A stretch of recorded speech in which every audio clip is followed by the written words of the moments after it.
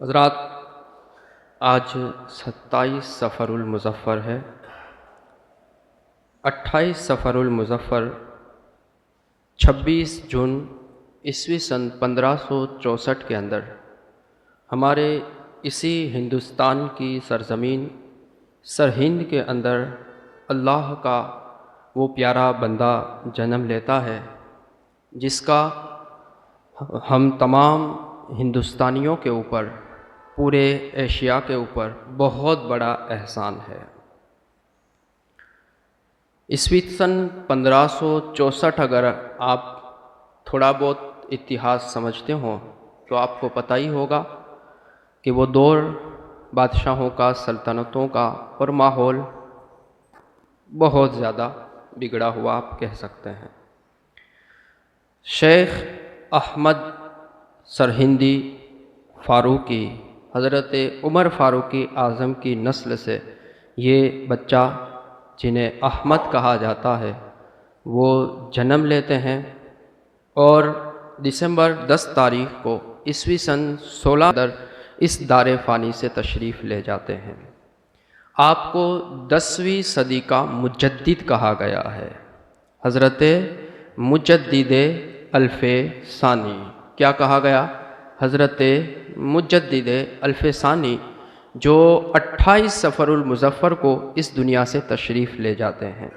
यानी आज जो तारीख़ लगेगी मग़रिब के बाद, वो क्या हो जाएगी? 28 सफ़रुल मुज़फ़्फ़र। तो मैंने सोचा लाओ आपको उनके बारे में बताऊं और उनकी बारगाह में खिराज अक़ीदत पेश करूं, ताकि आपको भी समझ आए। आपका नाम पाक उलमाए किराम की लिस्ट के अंदर बहुत नुमायाँ और बहुत ऊंचा जाता है, और सूफियाए किराम की लिस्ट में भी बहुत ऊंचा जाता है।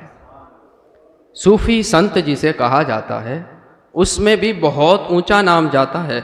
शायर मशरिक़ डॉक्टर मोहम्मद इकबाल ने कहा था, हाजिर हुआ मैं शेख मुजद्दिद की लहद पर, हाजिर हुआ मैं शेख मुजद्दिद की लहद पर, वो खाक की ज़ेर अफलाक है मतलए अनवार।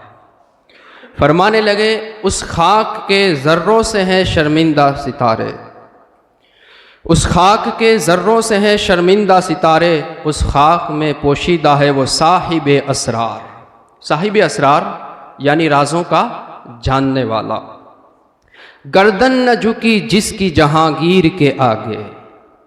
जहांगीर बादशाह, आपकी सीरत पाक के अंदर आता है कि आपने बहुत सारे साल जेलों के अंदर गुजारे हैं। बस बात ये थी, हक की सदा के लिए निकले थे, और वो लोग जो तख्तों पर विराजमान होते हैं तकरीबन ऐसे पाए जाते हैं जिन्हें हक बर्दाश्त नहीं होता। तो किसी न किसी तरह हक और बेबाक इंसान को दबाने की कोशिश करते हैं, लेकिन वो इंसान जिसने तमाम कुछ, सारा कुछ अल्लाह और रसूलुल्लाह के लिए किया हो, तो फिर उसे दबाया झुकाया भी नहीं जा सकता। फरमाने लगे गर्दन न झुकी जिसकी जहांगीर के आगे, जिसकी नफसे गर्म से है गर्मी अहरार। गर्दन न झुकी जिसकी जहांगीर के आगे, जिसकी नफसे गर्म से है गर्मी अहरार। और फरमाते हैं वो हिंद में सरमाया मिल्लत का निगहबान, वो हिंद में सरमाया मिल्लत का निगहबान। अल्लाह ने बर वक्त किया जिसको खबरदार, अल्लाह ने बर वक्त किया जिसको खबरदार। ये हैं हज़रत मुजद्दिद अल्फ़े सानी, हज़रत शेख अहमद सरहिंदी फ़ारूकी, जिनके बारे में आप यूँ मामूली और जनरल पढ़ें तो दीन इलाही जो अकबर ने, जहांगीर ने जिसका प्रचार और प्रसार करने की कोशिश की थी, उसके ख़िलाफ़ आवाज़ उठाने वाले शिया और राफ़ज़ी सोच जो ईरान से चल करके हमारे हिंदुस्तान में परवान चढ़ने वाली थी, इसको ख़त्म करने वाले, उसकी कमर तोड़ने वाले, यही 10वीं सदी के मुजद्दिद ईस्वी सन 1664 से तशरीफ़ ले जाते हैं। हज़रत शेख मुजद्दिद, हज़रत शेख सरहिंद, हज़रत अहमद फ़ारूकी हैं, जिन्होंने आकर के उसका किला कमा किया। आप फरमाने लगे नजात आखिरत, आखिरत में बचाव हासिल करने का तरीका इस पर मौकूफ़ है कि इंसान तमाम तर अफ़आल अक़वाल उसूल व फ़ुरू के अंदर अहले सुन्नत वल जमात के साथ हो। समझ रहे हैं आप? एक लाइन है, लेकिन क्या कह रहे हैं, इंसान बच उस वक्त सकता है जबकि उसके तमाम तर तरीके, सारे के सारे तरीके पूरी तरीके से किसके हों? अहले सुन्नत वल जमात के हों, सहीहुल अकीदा हो, सुन्नी मुसलमान हो, जब जा कर के उसे जन्नत मिल सकती है, बाकी नहीं मिल सकती। आप फरमाते हैं कि सारे फिरकों के अंदर यही एक फिरका जन्नती है। फिरके बहुत सारे होंगे, सोचें, आइडियोलॉजी, तरीके, सिस्टम बहुत सारे आएंगे, लेकिन कामयाब और कामरान कौन है? जो अहले सुन्नत वल जमात के ऊपर है। जिसने अहले सुन्नत वल जमात को छोड़ दिया वो कामयाब और कामरान नहीं हो सकता। तो जो शख्स सुन्नी मुसलमान होगा वो नजात वाला है, और बाकी जो अपने आप को मुसलमान कहता फिरे उससे कोई फ़ायदा होने वाला नहीं है। ये आपकी तालीमात के अंदर से बुनियादी तालीम, ये बुनियादी तरीका और बुनियादी सिस्टम साफ हो जाता है, वाज़ेह हो जाता है, जाहिर हो जाता है कि नजात कैसे मिला करेगी। जब उन बुज़ुर्गों ने जो कहा है उस पर चला जाए, और उन्होंने क्या कहा कि आप पक्के सच्चे सुन्नी मुसलमान बन जाओ, जब जा कर के आपको नजात मिल सकती है। अगर आप किसी और को मानते हो और उनके लिए ढीले पोचे नरम दिल बन करके रहते हो तो आपकी नजात नहीं हो सकती। आला हजरत इमाम अहले सुन्नत को आपने सुना है? हजरत मुजद्दिद पाक को जब आप सुनेंगे ना तो आपको ऐसा ही लगा कि दोनों सेम ही सेम है। तालीम के अंदर कोई फर्क नहीं, तरीके सिस्टम के अंदर कोई फर्क नहीं।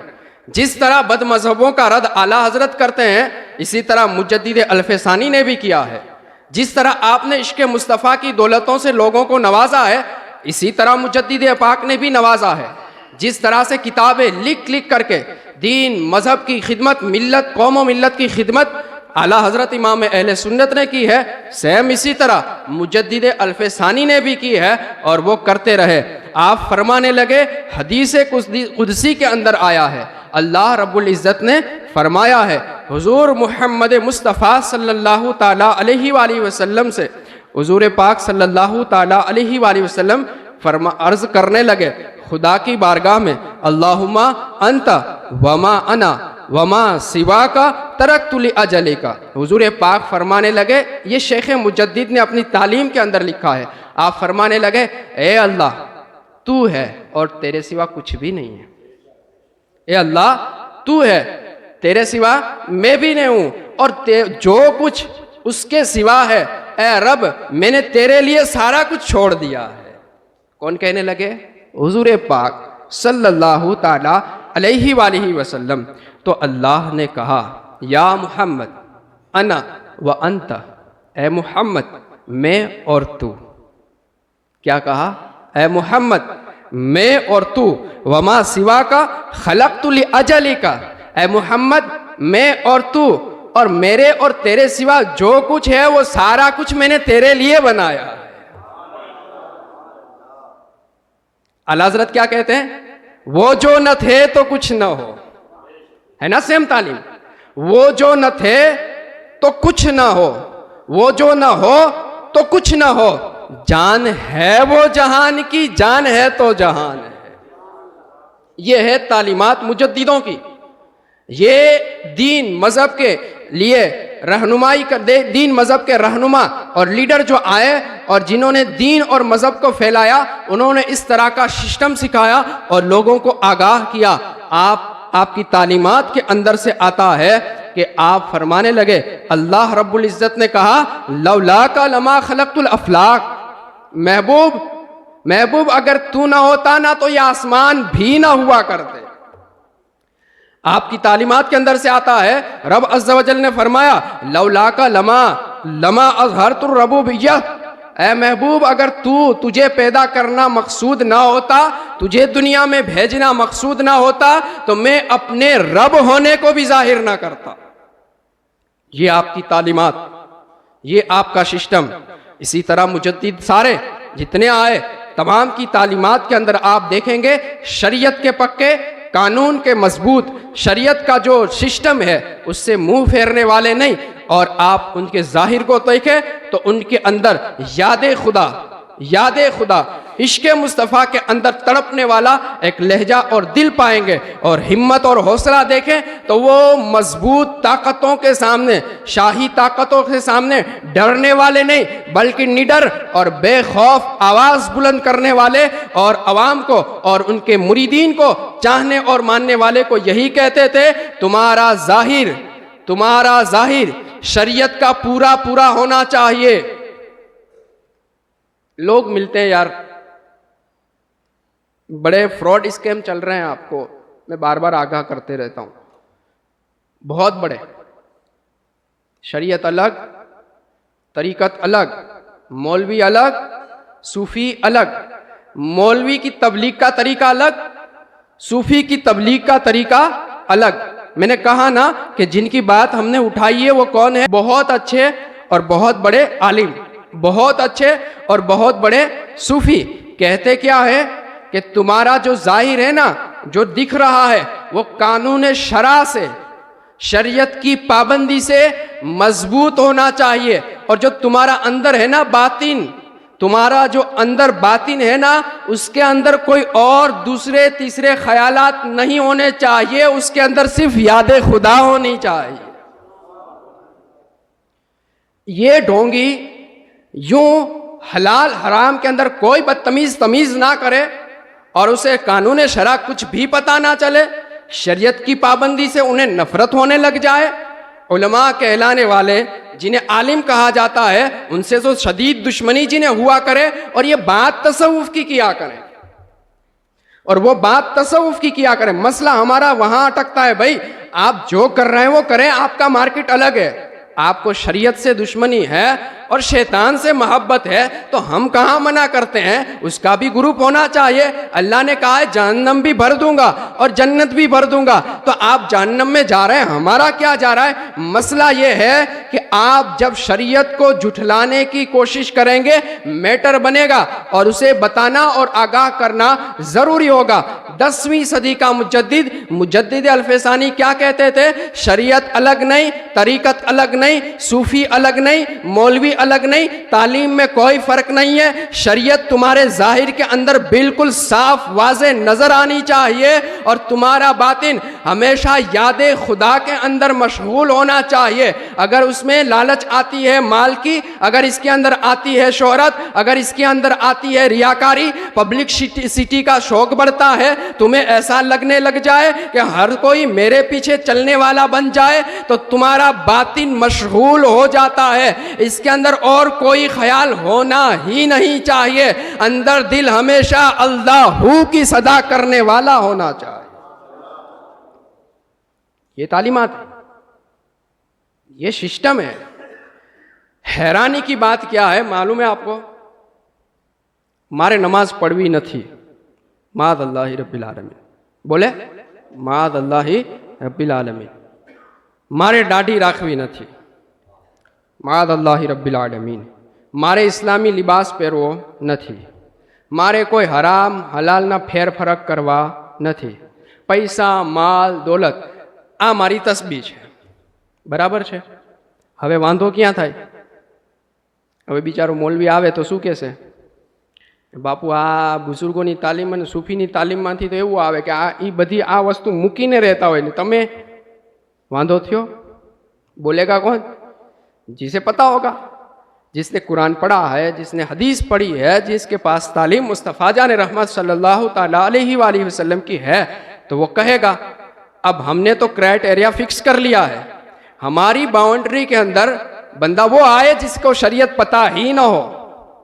हमारी बाउंड्री के अंदर कोई ऐसा आए जिसे शरीयत थोड़ी बहुत पता है, तो उसे खामोश रहना है, बोलना नहीं है।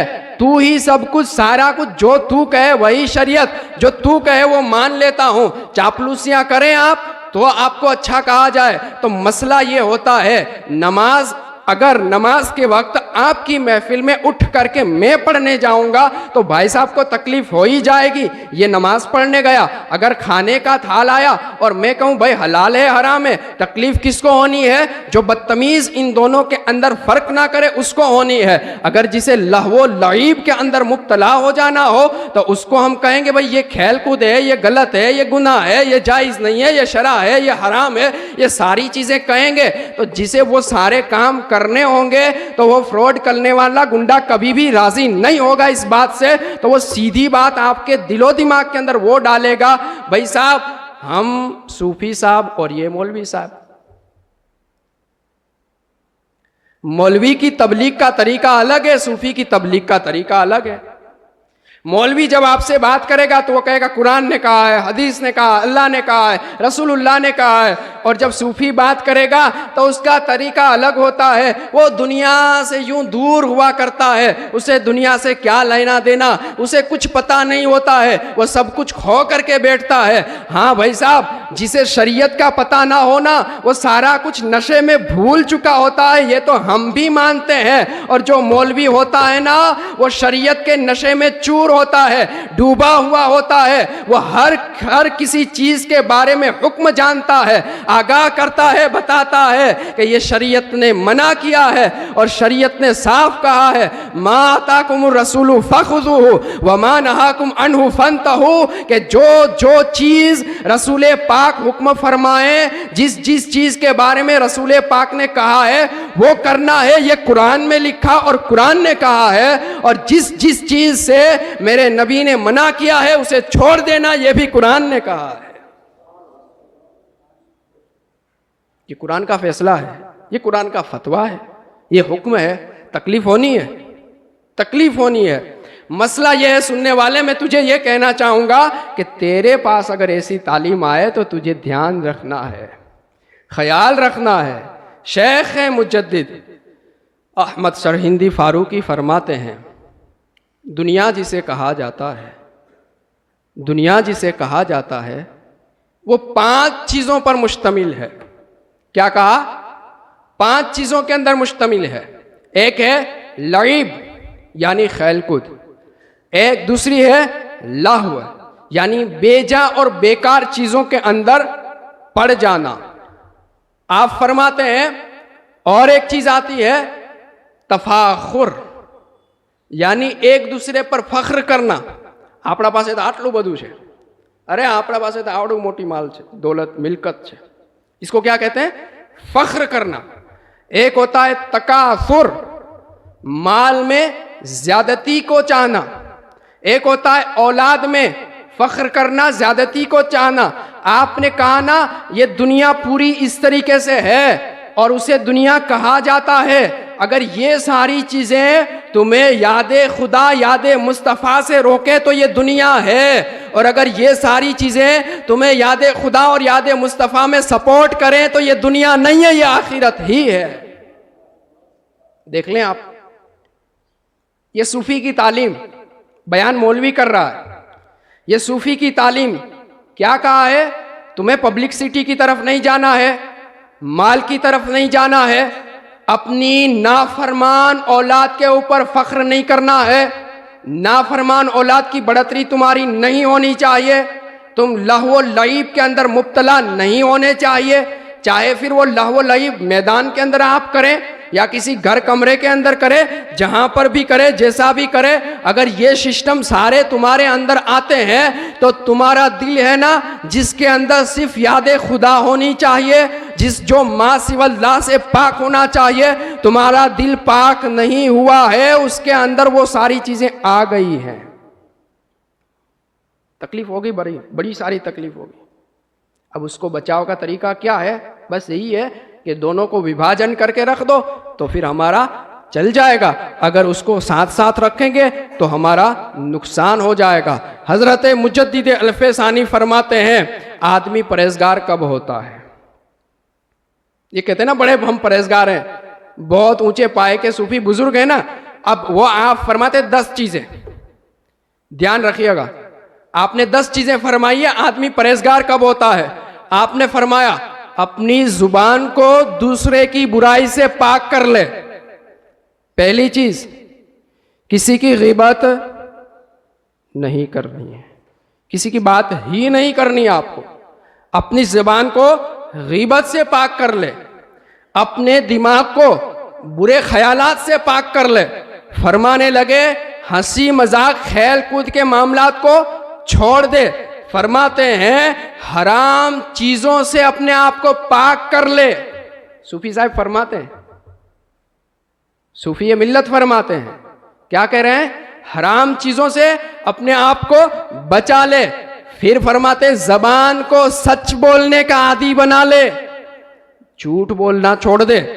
फरमाते हैं अपने ऊपर अल्लाह ताला के एहसानात समझ, मान इस बात को कबूल कर कि अल्लाह ने तुझ पर एहसान किया है और जो सारी चीजें तेरे पास है वो अल्लाह का दिया हुआ है। घमंड न कर, मुकब्बिर न बन, तकब्बुर करने वाला ना बन, इतराने वाला ना बन। साफ दिल पाक हो जा और अल्लाह का एहसान समझ और उस बात को कबूल कर। फरमाते हैं अपने माल को राह हक में खर्च कर। कहाँ खर्च करना है बापू? मेड़ा मांगियो तो कहाँ खर्च करना है? कहाँ खर्च करना है? इधर उधर के सारे त्योहार स्टेटस पर लगा दे। कहाँ खर्च कर रहा है? कहाँ खर्च कर रहा है? मोबाइल फोन तुम्हारा कितने का आता है मैं नहीं कहता, लेकिन जितने का भी आया आपने अपनी कैपेसिटी से लिया है। लेकिन इसके स्टेटस पर अगर जगह किसी गैर के किसी मामले को प्रचार करने में इस्तेमाल करता है तो तू अपने माल को बातिल चीज में खर्च कर रहा है। बड़े बेशरम लोग पाए जाते हैं। ओ आपने तो बड़ा જાણકાર છે, એડ્યુકેટેડ છે, આપણને ન ખબર પડે? શું ખબર પડે તને? તને એટલી જ નથી ખબર પડી કે તું છે કોણ? जैसे कहते हैं ना तू कोना पेटनो छे ने ए ज तने नहीं खबर, जिसको हमारी शादी बात से हमें ये कहते हैं। शेख मुजद्दिद ने क्या तालीम दी है? अपने माल को हक में खर्च कर, राह खुदा में खर्च कर, रसूल पाक की तालीमात के अंदर खर्च कर, बातिल के अंदर अपने माल को न डाला कर। आप फरमाने लगे अपने लिए बुलंदी और बड़ाई तलब ना कर। बहुत बड़ा बनने का शौक है ना, वो अपने अंदर से निकाल दे। बहुत अच्छा और बड़ा बनने की जरूरत नहीं है। जो अल्लाह मर्तबा देता जाए उसको कबूल कर ले। बाकी बहुत ज्यादा आगे वानी का शौक अपने दिल के अंदर से निकाल दे। फरमाते हैं नमाजों की हिफाजत कर। फंसा मौलवी अलग सूफी अलग, फंस गया पूरी तरीके से। नमाजों की हिफाजत कर यानी पाबंदी कर, यानी मतलब है कि एक भी न छोड़ा कर, पूरी तरीके से पढ़ा कर। तो फंसा किस तरह से ये मैं बताता हूं। आखिरी और 10वें स्टेप पर जाकर के 10वीं चीज शेख मुजद्दिद फरमाते हैं सुन्नत और जमाअत पर इस्तिकामत कर। घरे पढ़ी लઉં છું, दुकाने पढ़ी लઉં છું, ऑफिसे पढ़ी लઉં છું, वहीं पढ़ी लઉં છું, वहीं पढ़ी लઉં છું, બધું ગયું। क्या कहा? सुन्नतों की भी पाबंदी कर और जमात की भी पाबंदी कर और पाबंदी के साथ अदा कर। हजरत फरमाते जब ये चीजें आ जाती है, तुम्हारे अंदर दाखिल हो जाती है, जब जाकर के तुम सूफी बनते हो, परहेजगार बनते हो, जाहिद कहा जाता है, तकवा शियार कहा जाता है। हाँ, अगर इन सारी चीजों पर अमल कर लेते हो तो तुम्हें वली कहा जाता है। झूठा कोई नहीं चलेगा। सूफी अलग है, मौलवी अलग है, शरीयत अलग है। ये कहां अलग होता है जरा ला करके बताओ कहां अलग हुआ है और किसने अलग किया है? मैं आपको बताऊं, निजामुद्दीन औलिया आलिमी दिन है या नहीं है? बिल्कुल है। फरीदुद्दीन गंजे शकर, कुतुबुद्दीन बख्तियार काकी, हजरत मोइनुद्दीन चिश्ती अजमेरी, बताएं आप हजरत मोहिउद्दीन गौसे आजम पीराने पीर दस्तगीर, कौन शरीयत से अलग, कौन तरीकत से अलग? जरा ला करके बताओ। आओ इमाम हुसैन की बारगाह में, जरा बताओ है शरीयत से अलग कोई? है कोई ऐसा कहने वाला कि सूफी अलग होता है, शरीयत अलग होती है? इमाम हसन मुज्तबा एक छोटा सा हुक्म भी मिल जाए तो सारा कुछ कुर्बान करके अमल करके बताएं। उनकी माँ फातिमा ज़हरा रदियल्लाहु ताला अन्हा पूरी जिंदगी शरीयत की पूरी पाबंदी और तालीम सूफी असफिया की कैसी? कहा बेटा ज़ैनब जरूरत पड़े तो सारा कुछ कुर्बान हो सकता है, लेकिन नाना जान की तालीम से इनहिराफ मुंह नहीं फेरा जा सकता। बताएं, अशराए मुबश्शरा उनके अंदर कोई है जो तालीम से हट जाए? बताइए आप, सहाबा इकराम में से कोई है जो शरीयत से अलग होने की बात करे? खुलफाए राशिदीन के अंदर से आप बताएं, हजरत मौला मुश्किल कुशा अलीउल मुर्तजा करमल्लाहु ताला वजहुल करीम, एक नमाज छूट जाए तो रोने लग जाए, और ये कभी पढ़े ही ना, खाली रोता ही रहे, मानी नहीं जाएगी। ये ढोंग है, दतिंग है, समझा जाएगा। हजरत उस्मान ज़ुन्नुरैन शरीयत से हटे कभी? आप दिखा सकते एक दाखला नहीं। हजरत मौला उमर फारूक आजम, पूरी जिंदगी आप उठा करके देख ले, शरीयत की पाबंदी, सुन्नत की पाबंदी। हजरत अबू बकर अफजलुल बशर बादल अंबिया, हजरत अबू बकर, आप शरीयत और सुन्नत अलग उनके अंदर नहीं दिखा सकते। आप तसव्वुफ, सूफी पना, सूफी संत जिसे कहा जाता है ना, शरीयत से अलग वो नजर नहीं आएंगे। और हाँ, तमामों के इमाम हुजूर नबी रहमत सल्लल्लाहु ताला अलैहि वसल्लम इबादत के मामलात के अंदर देखें तो अल्लाह फरमाए, महबूब रातों में थोड़ा कम क़ियाम किया कर। तसव्वुफ आपने समझा ही क्या है? ये आपके घर की कोई बात होगी जो आपने बना ली होगी। हुजूर पाक सल्लल्लाहु ताला अलैहि वसल्लम रातों में क़याम करे तो क्या कहे? हुजूर पाक से क्या कहा जाए? कुमी लैला इल्ला कलीला, महबूब रातों में थोड़ा कम क़याम कर, इतना ज्यादा ना खड़ा रहा कर, तेरे पैर सूझ जाते हैं, पाँव में वरम आ जाता है, महबूब कम क़याम किया करो। और शरीयत की बात किताबें भरी पड़ी है, तो आप जिस भी अल्लाह के वली का नाम लेंगे, जिस भी ऊंचे मर्तबे वाले का नाम लेंगे, अरे नबियों की बात करेंगे, शेख मुजद्दिद अल-फैसानी ने लिखा है, तमाम अंबिया इकराम ने आ करके शरीयत की पाबंदी की तालीम दी है, और यही शरीयत कहा जाता है, यही मौलवी कहता है, यही सूफी की तालीम होती है। और ये जो है ना दुतारे धतिंग करने वाले, ये सारे हैं ना अपना चलाने की खातिर, खाली पब्लिक को झूठी तालीमात की तरफ फेरने की खातिर यूं किया करते हैं कि उन्हें शरीयत से अलग करने की पूरी ट्राई कोशिश में लगे रहते हैं।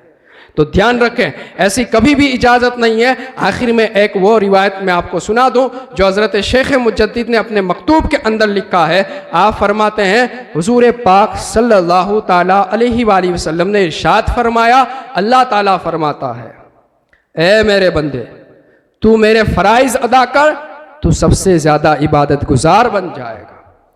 इबादत गुजार का तर्जमा सूफी कर सकते हैं, समझ रहे हैं आप? क्या कहा? ऐ मेरे बंदे, तू मेरे फराइज की पाबंदी कर, तू सबसे ज्यादा इबादत गुजार बन जाएगा। ऐ मेरे बंदे, तू मेरी मना की हुई चीजों से बाज आ जा, रुक जा, तू सबसे ज्यादा परहेजगार बन जाएगा, बहुत बड़ा सूफी बन जाएगा।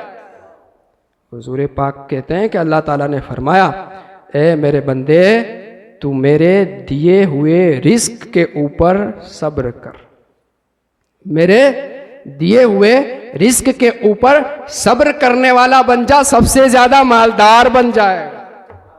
ये है तालीमात, ये हुआ करता था उनका कहना, ये था उनका हिसाब व किताब। आज भाई साहब ने हिसाब व किताब चेंज कर दिया है।